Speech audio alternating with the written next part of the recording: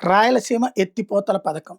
శ్రీశైలం దగ్గరన 800 అడుగుల కంటే తక్కువ ఉండగానే నీళ్ళని రాయలసీమకి మళ్లించుకోవడం.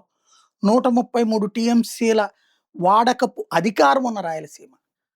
నూట 300 టీఎంసీల వాడకానికి అధికారం ఉన్నటువంటి కోస్తా ప్రాంతానికి సంబంధించిన నీటి హక్కుని ఇప్పుడు దాంట్లో 120 టీఎంసీల నీళ్ళని గోదావరి నుంచి తీసుకుంటున్నారు కాబట్టి ఈ హక్కుని రాయలసీమకి మళ్లించుకోవడానికి ఉద్దేశించినటువంటి ప్రాజెక్టు పోతిరెడ్డిపాడు గాని రాయలసీమ ఎత్తిపోతల పథకం గాని. ఆ స్థాయిలో వినియోగం జరగనటువంటి వేళ ప్రారంభించినటువంటి ఆ ప్రాజెక్టుని చంద్రబాబు గారు ఆపేశారు. ఎన్‌జీటీ ఆర్డర్‌లేసినా ఆపకుండా తీసుకెళ్ళినటువంటి జగన్మోహన్ రెడ్డి అయితే ఆపేశారు.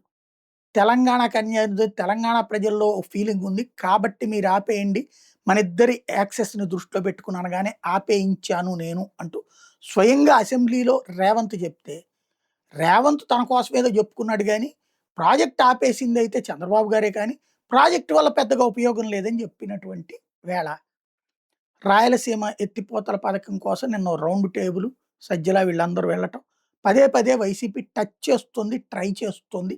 రాయలసీమ వాసుల్ని మోటివేట్ చేయడానికి ఉద్యమాలకి రమ్మనమంటుంది. రాయలసీమ వాసులు సిద్ధపడతారా? వైఎస్ఆర్ కాంగ్రెస్ పార్టీ క్రిందటిసారి తెలుగుదేశాన్ని తుడిచిపెట్టి 52 సీట్లలో 49 సీట్లు వైసీపీకి ఇస్తే నిన్న దాదాపుగా 45 దాకా ఇచ్చారు వీళ్ళకి. తుడిచిపెట్టి పారేశారు వైసీపీని. అంతకుముందు వైసీపీ క్లీన్ స్వీప్ చేస్తే మన టీడీపీ క్లీన్ స్వీప్ చేసింది.